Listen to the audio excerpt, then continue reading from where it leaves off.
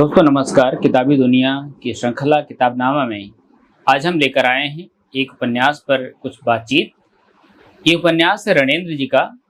उपन्यास का शीर्षक है गायब होता देश। इस उपन्यास को उन्होंने 2014 में लिखा था, प्रकाशित हुआ था। और इस उपन्यास की कहानी हमारे समय से बेहद जुड़ी हुई है। जब देश की संकल्पना हमारे समय में बदली जा रही हो, देश का मतलब कुछ लोगों के लिए ही सीमित कर दिया गया हो या कुछ लोगों तक सीमित कर दिया गया हो, तो हमें सोचना चाहिए कि आखिर में ये कैसे हुआ और कौन लोग इसके पीछे जिम्मेदार हैं। इस समाज में बहुत तरह के लोग रहते हैं, जिनके धर्म, संप्रदाय, उनकी जातियां, उनके रीति रिवाज सब कुछ अलग अलग है। लेकिन जैसे ही बात आदिवासियों की आती है, वैसे ही हमारा जो व्यवहार है, हमारी व्यवस्था का जो व्यवहार है, वो बदल जाता है। इस देश के बारे में पंडित नेहरू ने लिखा था कि देश का मतलब है इस समाज में रहने वाला हर वो आदमी जो इस देश के लिए काम करता है, वो चाहे किसान हो, मजदूर हो, आदिवासी हो या शहर में रहने वाला एक शहरी हो। यहाँ तक कि इस देश की संकल्पना में यहाँ की प्रकृति, यहाँ के पशु पक्षी सभी आते हैं। इसका मतलब है कि पंडित नेहरू की संकल्पना में देश का जो मायने था वो बहुत व्यापक था। लेकिन समय के साथ साथ हम देखते हैं कि देश की संकल्पना को बहुत छोटा किया गया है कि अब देश का मतलब आदिवासियों के लिए बदल चुका है।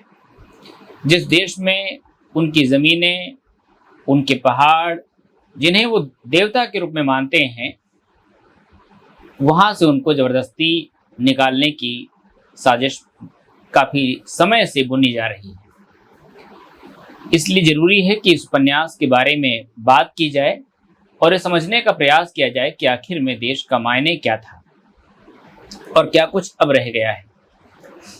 रणेंद्र जी आदिवासियों को लेकर के सिर्फ कोई नॉस्टैल्जिक भाव से अपनी रचना में उनके बारे में नहीं लिखते हैं, बल्कि इस रूप में लिखते हैं कि आदिवासियों के बारे में विचार करते हुए उस समाज के जो अपने अंतर्विरोध हैं, उस समाज की अपनी जो मान्यताएं हैं, वो सब कुछ उसमें दिखाई पड़े। उनका इतिहास कैसा रहा है, उस इतिहास में उनके नायक कैसे रहे हैं, इन सभी के बारे में वो बात करते हैं। उनके देवी देवता, उनके पास पड़ोस में पाए जाने वाले बड़े बड़े पेड़ हैं जिन्हें वो सरना कहते हैं, उनके पहाड़ हैं, और इन सभी के साथ उनका जो संबंध है वो बेहद मानवीय है। लेकिन सभ्यता की जब बात की जाती है तो आदिवासियों को सभ्य नहीं माना जाता है। ये हमारे समाज की कितनी बड़ी विडंबना है कि हम आदिवासियों को, जो प्रकृति की पूजा करते हैं, जो प्रकृति के हर एक रूप के साथ बहुत गहरे स्तर पर जुड़े हुए हैं, वो सभ्यता की श्रेणी में या सभ्यता के मानक में वो शामिल नहीं है। इस उपन्यास में की जो कहानी है, उस कहानी को समझने से पहले मैं आदिवासियों की जो कुछ परंपराएं हैं उनके बारे में बात करूंगा, जिससे आपको पता चलेगा कि आदिवासी हमारे समाज में रहते हुए भी हमारा जो ज्ञान है वो कितना सीमित है, और आदिवासियों का जो ज्ञान है, उनकी जो सोच है, वो कितनी व्यापक है। उनका एक गीत है इस उपन्यास में, मुंडाओं की कहानी कही गई है। झारखंड में जो मुंडाओं का क्षेत्र है, उनके जो अंतर्विरोध हैं, उनकी कहानी कही गई। इस उपन्यास में उनकी प्रार्थना है कि हे सिंगमोगा देवी राजा, दिरलेका कुडुम्तेम तुम्हारी सृष्टि की संपूर्ण रचना का सुदृढ़ आधार है। तुमने शून्य आकाश और पारावार जल को एक व्यवस्था दी है। तुमने चेतन अवचेतन सबकी रचना की है। तुमने अपने सौंदर्य को संपूर्ण प्रकृति में बिखेर दिया है। तुम पहली उषा हो, पहला सूर्योदय। तुम्हारी शुभ्रता दूध की तरह उठती है, श्वेत दही की तरह स्थिर हो जाती है। तुम जगत नियंता हो। हे सिरमारन सिंगमोगा देवी राजा, तुम मुंडाओं के पितामह हो। बड़े आजा, हर एक जगह उपस्थित, सब पर नजर रखने वाले, हे देवी राजा, तुम मुंडाओं के मित्र हो, उनके शुभचिंतक, उन पर अपना आशीर्वाद बनाए रखना। ये गीत उस समाज में हर एक व्यक्ति उसको गाता है, उसके साथ जुड़ता है, और उस समाज में ये धारणा है कि हमारे जो पूर्वज हैं वो हमसे अलग नहीं होते हैं, बल्कि किसी के मृत्यु के बाद वहाँ पर अपने उस सगे संबंधी को वापस बुलाने की एक पूरी प्रथा मौजूद है। हम अपने सभ्य समाज में देखें तो जैसे ही किसी की मृत्यु होती है, हम उसकी जो डेड बॉडी है, उसका जो शव है, वो जल्दी से जल्दी अपने घर से बाहर कर देना चाहते हैं। आपको याद होगा कि इस प्रथा पर प्रेमचंद जी ने लिखा था कि ये कितनी बड़ी अमानवीयता है कि जिसके साथ हम बहुत गहरे स्तर पर जुड़े होते हैं, जिसके साथ हमारे कितने तरह के नाते रिश्ते होते हैं, उसके साथ हम बहुत अमानवीय बर्ताव करते हैं। और उस अमानवीय बर्ताव को अगर आपको समझना है तो उनके जो 3 लेख हैं हिंदू समाज के विभत्स दृश्य, आपको जरूर पढ़ने चाहिए। तो आपको पता चलेगा कि प्रेमचंद की चिंता क्या थी और आदिवासी या मुंडाओं की जो चिंता है उस चिंता के साथ कितनी जुड़ती हुई आपको दिखाई पड़ती है। यहाँ पर उनको बुलाते हैं और एक उनके शान में ये यूँ कह दें कि उस पूरी परंपरा में एक गीत गाया जाता है। मैं वो गीत आपको सुनाता हूँ, इसके बाद हम बात करते हैं। हे आकाश के परमेश्वर सिंगोंगा, हे देवी माता धरती माता, दूध की तरह उगने वाले, दही की तरह थिरने वाले, तुम ही आदि हो, तुम ही अंत हो। चारों कोण चारों दिशाओं तुम्हारी ही सृष्टि, तुम्हारी उत्पत्ति। पहाड़ के मारूंग बुरबोंगा, दही के इकर बोंगा, सीमा कर चंडी देवी, घर के अदिंग बोंग को हमारे पुरखे पूर्वज हम सबको बुलाते हैं, सबको न्योता देते हैं। हमारे बीच से अदृश्य हुए, हमारे बीच से बोंगा बने, हमारे खून का परमेश्वर, हमारे वंश का परमेश्वर, जो रास्ता भूल गया था, डहर बिसुर गया था, उसके पहले घर में, उसकी पुरानी झोपड़ी में अपने पूर्वजों के संग रहने को हम बुलाते हैं, बसने को हम ले चलते हैं। इसकी वापसी की राह में, लौटने के डहर में कोई बाधा न रहे, कोई विघ्न न रहे। आप देखिए कि इस समाज में जो सभ्यता का मानक है, उस सभ्यता को के मानक पर क्या गौर करने की जरूरत नहीं है। सभ्य कौन हुआ? हमारा सभ्य समाज, शहरी समाज जो अपने को सभ्यता के सारे मानक का केंद्र मानता है, सबसे उच्च मानता है, वो आदिवासियों के इस पैरामीटर पर, इस मानक पर कहीं भी खरा साबित नहीं हो सकता है। उनका बर्ताव अपने पूर्वजों के प्रति जैसा है वैसा हमें सभ्य समाज में देखने को नहीं मिलता है। आप सोच करके देखिए कि इसी आदिवासी समाज को लेकर के कई और भी अगर मानकों पर गौर किया जाए तो पता चलेगा कि हमारे सभ्य समाज की जो वास्तविकता है वो क्या है। आज जो मानक है उस मानक को भी हमें बार बार टटोलने की, उसे जांचने परखने की जरूरत है। आदिवासियों के नाम पर सिर्फ बिरसा मुंडा की प्रतिमा पर माल्यार्पण कर देना, उनके नाम पर बड़ी घोषणाएं करना या उनके नाम पर बड़े बड़े मेले आयोजित करना और उनके नाम पर अपनी वोट बैंक को सुरक्षित करना, दरअसल ये एक तरह का आदिवासियों के साथ दिन प्रतिदिन किया जाने वाला अपमान है। हमें आदिवासियों को न तो संग्रहालय की वस्तु बनाने की जरूरत है और ना ही उनकी सारी परंपराओं, सारी मान्यताओं, उनके घरों को उजाड़ने की जरूरत है। उनको सभ्य समाज की धारा में शामिल करने के नाम पर विकास का ये जो मानक है, इस मानक पर भी गौर करने की जरूरत है कि क्यों हम विकास के नाम पर आदिवासियों के घरों को हम उजाड़ रहे हैं, उनके सरना वनों को हम उजाड़ रहे हैं। उस समाज में सरना वनों से जब कोई लकड़ी उठानी होती है तो वहाँ का कोई बड़ा बुजुर्ग ही उठाता है, जो देव, जिसको वो कहते हैं कि वो देवी देवताओं की पूजा करता है, पाहन कहते हैं। और एक हम हैं जो इतना सभ्य हो चुके हैं कि हजारों जंगलों को काट देते हैं, इसके बावजूद भी हम एक भी बार उस पर प्रायश्चित नहीं करते हैं, कभी हम विचार नहीं करते हैं। ये मान के चलते हैं कि बड़े प्रोजेक्ट आने वाले हैं तो उन जंगलों को तो काटना ही पड़ेगा। इसमें किसी क्षेत्र विशेष की बात नहीं है। आप अलग अलग राज्यों में इस कहानी को आराम से देख पढ़ और सुन सकते हैं। ये कोई अंतिम कहानी नहीं है, हर दिन हमारे आसपास घटित होती है, हमें इस पर देखने और समझने की जरूरत है। अब मैं आपको कुछ कोट सुनाता हूं जो पंडित नेहरू के हैं। वो इसलिए सुनाना चाहता हूं क्योंकि जब भी आदिवासियों की बात आती है तो सारी समस्याओं की जो जड़ है, न केवल आदिवासियों की, किसी भी समस्या की बात आती है तो पंडित नेहरू को हम याद करते हैं। और हम मतलब हमारी राजनीति, हमारा समाज और सारी चीज़ों के लिए उन्हें गुनहगार साबित करती है। पंडित नेहरू ने लिखा था कि आदिवासी क्षेत्रों में और देश के अन्य क्षेत्रों में भी सड़कें बनाने और संचार सुविधाएं देने को प्रथम प्राथमिकता दी जानी चाहिए। इसके अभाव में हम और जो कुछ भी करेंगे उसका प्रभाव नहीं पड़ेगा।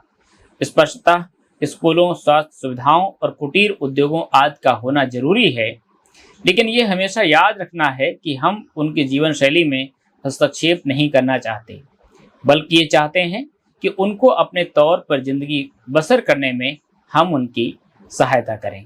एक और उदाहरण मैं आपको सुनाता हूँ कि मेरे विचार से हम अब तक आदिवासियों तक पहुँचने के लिए निम्न 2 तरीकों में से ही किसी एक का उपयोग करते हैं। पहले तरीके को हम मानव शास्त्रीय तरीका कह सकते हैं, जिसके अनुसार ये लोग संग्रहालयों की वस्तु हैं, जिनको देख परख कर उनके बारे में लिखा जाना चाहिए। उनको मानव शास्त्रीय परीक्षण और विश्लेषण की वस्तु समझना उनका अपमान करना है। वैसे तो हम सभी कमोबेश मानव शास्त्रीय परीक्षण की वस्तु हैं। इस प्रकार हम लोग उनको ऐसे लोग नहीं समझते जिनके साथ मिलकर काम किया जा सकता है। दूसरा तरीका है उनके साथ विशेष व्यवहार न करके उनको जबरदस्ती सामान्य सामाजिक जीवन में मिला लेने का। जबरदस्ती सामाजिक जीवन में मिलाने और सामान्य तरीकों से उनको अपने में मिला लेने के दोनों तरीके समान रूप से गलत तरीके हैं। पंडित नेहरू ने आदिवासियों के विकास की जब बात सोची थी, जब योजना बनाई थी, तो उन्होंने वॉरियर एल्विन को इसका प्रमुख बनाया था। बार बार उनसे सलाह लेते थे कि योजना क्या होनी चाहिए। क्या सिर्फ आदिवासियों को हमें उस समाज से अलग करके, उन स्थानों से अलग करके शहरों में बसा देना चाहिए? नहीं। उन्होंने कहा था कि उनके पास बहुत कुछ ऐसा है जिसे सभ्य समाज को सीखने और जानने की जरूरत है। मैंने ऊपर दोनों जो उदाहरण पढ़े हुए हैं, ये उन्होंने 7 जून 1951 को एक जगह भाषण में कहा था, और ये भाषण उन्होंने दिया था अनुसूचित जनजाति और अनुसूचित जनजाति क्षेत्रीय सम्मेलन के उद्घाटन सत्र में दिया था। और अगली बात मैं एक उदाहरण से ही करना चाहता हूँ, और वो उदाहरण है 1952 का, 7 जून 1952 का, जिसमें नेहरू जी कहते हैं, वो भी भाषण है, कहते हैं कि हमें आदिवासियों के प्रति ग्रहणशील होना चाहिए। खास तौर से सीमावर्ती क्षेत्रों में हम उनसे बहुत कुछ सीख सकते हैं, और सीख ले लेने पर हमें उनकी सहायता करनी चाहिए, उनसे सहयोग करना चाहिए। वे अत्यंत अनुशासित लोग हैं और भारत के अधिकांश अन्य लोगों की अपेक्षा अधिक जनतांत्रिक भी। यद्यपि उनका अपना कोई संविधान नहीं है, फिर भी वे जनतांत्रिक तरीके से काम करते हैं और अपने बुजुर्गों या प्रतिनिधियों के निर्णयों का पालन करते हैं। इससे बढ़कर वे लोग नाच गाकर जिंदगी के मजे लूटने की कोशिश करते हैं। वे उन लोगों में से नहीं हैं जो शेयर बाजार में बैठकर चीखते चिल्लाते हैं और अपने को सभ्य समझते हैं। एक दृष्टि ये थी आदिवासियों को लेकर के, और एक दृष्टि आज की है जहां पर हम आदिवासियों को विकास के नाम पर जंगल से, उनकी जमीन से अलग करना चाहते हैं। तो सोचिए कि दृष्टिकोण किसका आधुनिक हुआ, पंडित नेहरू का या वर्तमान व्यवस्था का? या पंडित नेहरू के बाद जो भी योजनाएं आदिवासियों के नाम पर बनाई गईं, जिस तरह से उनकी जमीनों को हड़पने का प्रयास किया गया, उनको भी हमें इस दृष्टिकोण से देखना और समझना चाहिए। इस उपन्यास का नायक ये यूं कह सकते हैं कि इसका जो प्रमुख पात्र है किशन विद्रोही, उनकी अगर पूरी जिंदगी को देख लिया जाए तो पता चलेगा कि हमारे समाज में जो चौथा स्तंभ है पत्रकारिता, उसका पतन किस तरीके से हुआ है, कैसे आदिवासियों के साथ पत्रकारिता का बर्ताव रहा है और अब कैसे बदलता हुआ चला गया है। किशन विद्रोही की जो मृत्यु है वो किस कारण से हुई, इसके बारे में सिर्फ अफवाहें सुनने और जानने को मिलती हैं। वास्तव में पता नहीं चल पाता है कि आखिर में किशन विद्रोही को किसने मारा। उस पूंजीवाद का जो एक केंद्र है, उस पूंजीवादी षड्यंत्र ने या फिर किसी और ने। इस बात पर उपन्यासकार सिर्फ घटनाओं का उल्लेख मात्र करता है। ये पाठक पर छोड़ देता है कि उसे समझना है कि एक किशन विद्रोही की हत्या नहीं हुई है, बल्कि ऐसे हजारों लोगों की हत्याएं दिन प्रतिदिन होती रहती हैं, लेकिन सारी घटनाएं किसी रचना का आधार नहीं बन पाती। आदिवासियों को लेकर के किशन विद्रोही जिस तरह से काम करते हैं, उनके बीच में की जो समस्याएं हैं वो किशनपुर एक्सप्रेस से लेकर के टोटल चेंज मैगजीन और बाद में पलाश जो टीवी चैनल है उस तक में उठाने का प्रयास करते हैं।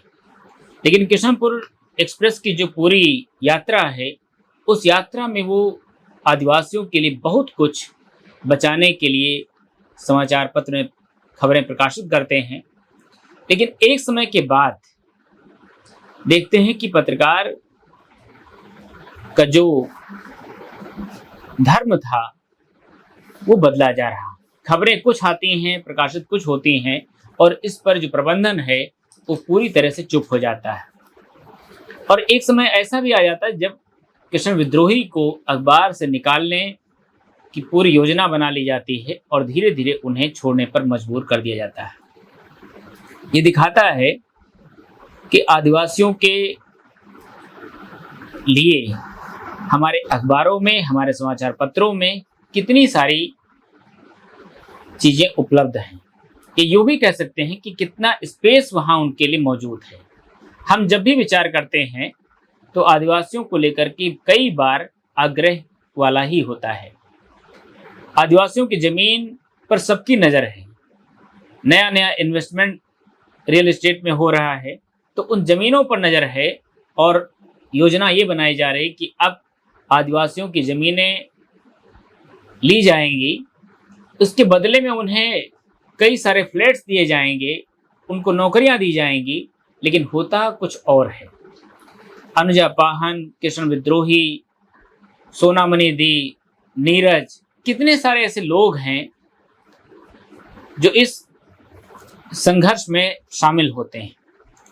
और घटना तब बड़ा रूप ले लेती है जब वहाँ पर एक बांध बनने की योजना है, जहाँ पर मुंडा आदिवासियों के कई गांवों को वहाँ से हटाने की योजना बन रही है।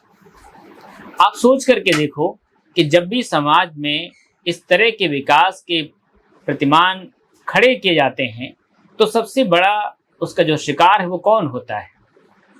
आपको याद होगा कि मेधा पाटकर कितने लंबे समय तक आंदोलन चलाती रही नर्मदा बचाओ के लिए, लेकिन अंत में हुआ क्या। आप गुजरात में देखिए कि कितने बड़े आंदोलन खड़े हुए, लेकिन हम उनका हश्र वही देखते हैं कि अंत में व्यवस्था अपने सारे षड्यंत्रों को सुनियोजित तरीके से पूरा करने में सक्षम हो जाती है और हमारे समाज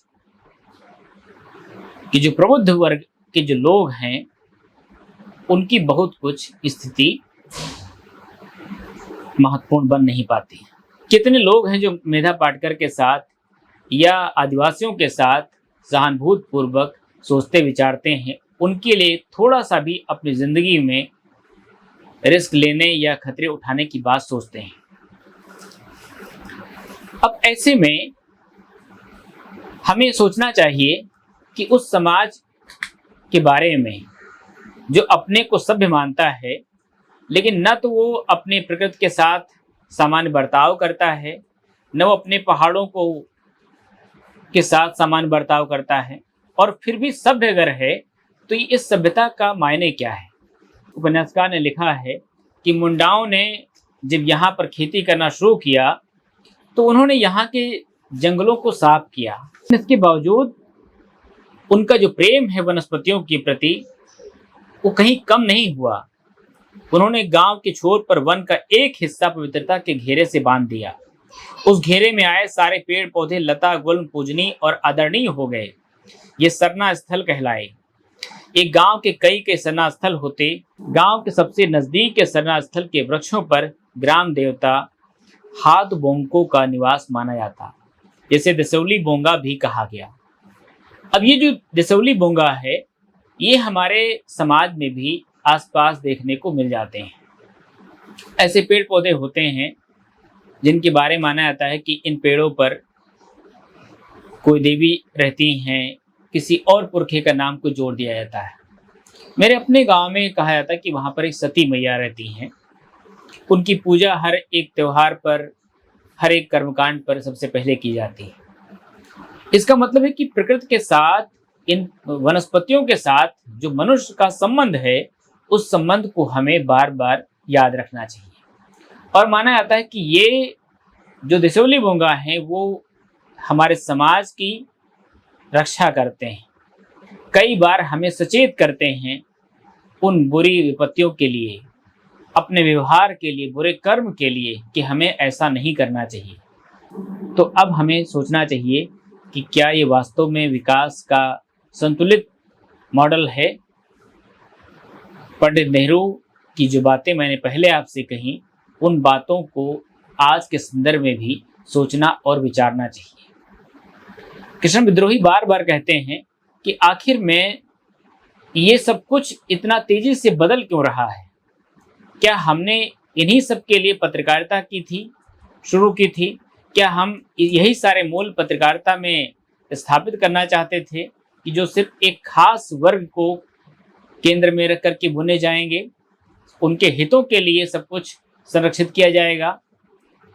आदिवासियों की बात करना दरअसल हमें सभ्यता के जो मानक हैं उन पर विचार करने जैसा है। जब हम आदिवासियों के बारे में सहानुभूतिपूर्वक विचार करते हैं तो हमें अपने इतिहास को दोबारा से देखने, समझने और पढ़ने का मौका मिलता है। तब हम समझ पाते हैं कि आदिवासी क्षेत्रों के साथ जो बर्ताव किया जाता है उसके पीछे का षड्यंत्र क्या है। कृष्ण विद्रोही के साथ बुरा बर्ताव किया जाए या किसी और के साथ, दरअसल ये सिर्फ वो लोग हैं जो इस समाज की चिंताओं के साथ जुड़े हुए हैं, जो समाज में बहुत कुछ बचाना चाहते हैं। और जो लोग नहीं बदलना चाहते हैं उन्हें बार बार इस समाज के जो पूंजीपति हैं कुछ बातें सुनाते हैं। एक वहां पर पात्र है जो उस वहां का बड़ा रियल एस्टेट का मालिक है, उसका नाम अशोक पोद्दार। वो कृष्ण विद्रोही से कहता है, देखो कि बदलो यार, समय के साथ कदम मिलाकर चलना ही बुद्धिमानी है। प्रोफेशनल लाइफ में अड़ियलपन से काम नहीं चलता। आगे दूर तक देखिए, स्थानीयता में मत उलझिए। देखिए तकनीक और उद्यमता के बल पर हमारा राष्ट्र कितनी तेजी से आगे बढ़ रहा है। हमारे परिवर्तन की धमक पूरी दुनिया सुन रही है, केवल आप जैसों तक उसकी प्रतिध्वनि नहीं पहुंच पा रही। पाठक गरीबी, बदहाली, भूख, बेकारी, विस्थापन, आदिवासियों, दलितों की कहानियां पढ़ पढ़कर बोर हो गया है। उसे भी विकास और प्रगति के उत्तुंग शिखरों से परिचय की विकलता है। नेगेटिव बहुत हो गया। उसे परिवर्तन के वाहकों की स्टोरी चाहिए, गुड न्यूज चाहिए। समाचार में विचार और प्रवचन कोई नहीं चाहता। अब सोचिए कि एक पूंजीपति ये निर्धारित करता है कि अखबार में क्या छपना चाहिए, कैसे और किन खबरों को प्राथमिकता दी जानी चाहिए। एक जगह और कहता है वो कि देखिए कृष्ण जी महाराज, मुझे ऐसे ढोंगी क्रांतिकारियों से तीव्र घृणा है जो कहते हैं कि sensation Shakira, Jennifer Lopez, Lady Gaga और सिल्क स्मिता के सेक्स लाइफ में नहीं है, बल्कि असली सेंसेशन तो काला हांडी पलामू की भूख, विदर्भ के किसानों की आत्महत्याओं में है। यही माल ज्यादा बिकाऊ है। पुरस्कार दिलाऊ है, उनका एकमात्र लक्ष्य है लाख लाख डॉलर के अंतर्राष्ट्रीय पुरस्कार। उसके लिए अपने राष्ट्र को, उसकी अस्मिता को, उसकी समुन्नत परंपराओं को जितनी गालियां देनी पड़े वो कम है। और एक और बात, जो इस समाज के बेहद समझदार लोग हैं, जो लगातार जन सरोकारों के साथ अपने काम करते हैं, उनके बारे में क्या कहता है कि चाहे विद्या नायपाल हो या अरुंधति पे सायनाथ, अमित भादुड़ी, सबका एक ही लक्ष्य है, हमारे गौरवशाली राष्ट्र के उन्नत भाल पर कलंक का बड़ा धब्बा लगाना और अपने लिए पुरस्कार आरक्षित करवाना। आप सोच करके देखो कि ये समाज के वो लोग हैं जो अपने काम बेहद ईमानदारी से करते हैं। कौन नहीं जानता होगा पी साईनाथ के उन लेखों को जो पिछले 20-30 सालों से लगातार वो लिखते बोलते चले आ रहे हैं। वो परी जैसी संस्था के माध्यम से सुदूर क्षेत्रों से रिपोर्टिंग करते हैं। इसका मतलब है क्या वो इस समाज का अपमान कर रहे हैं? नहीं, वो इस समाज की जो बुरी चीजें हैं जो घट रही हैं लगातार, उनके बारे में हमें सचेत कर रहे हैं। हमें उनका बेहद शुक्रगुजार होना चाहिए और अपने किए पर पछताना चाहिए, अपनी योजनाओं के चरित्र को बदलना चाहिए। लेकिन हम इसके बदले कुछ एक पूंजीपतियों को अपना दोस्त बनाते हैं और उनके स्वार्थ के लिए ही पी साईनाथ, अरुंधति राय जैसे प्रबुद्ध लोगों के प्रति इस तरह के विचार रखते हैं। दोस्तों, ऐसे में कैसे ये समाज परमेश्वरदा का सम्मान कर सकता है? कैसे यह समाज आदिवासियों के ज्ञान का सम्मान कर सकता है? उनकी संस्कृति के जो विचार है उनका सम्मान कर सकता है? इसलिए आदिवासियों को लगता है कि ये जो देश है, इसकी जो संकल्पना है, वो उनके लिए कहीं गायब हो चुकी है।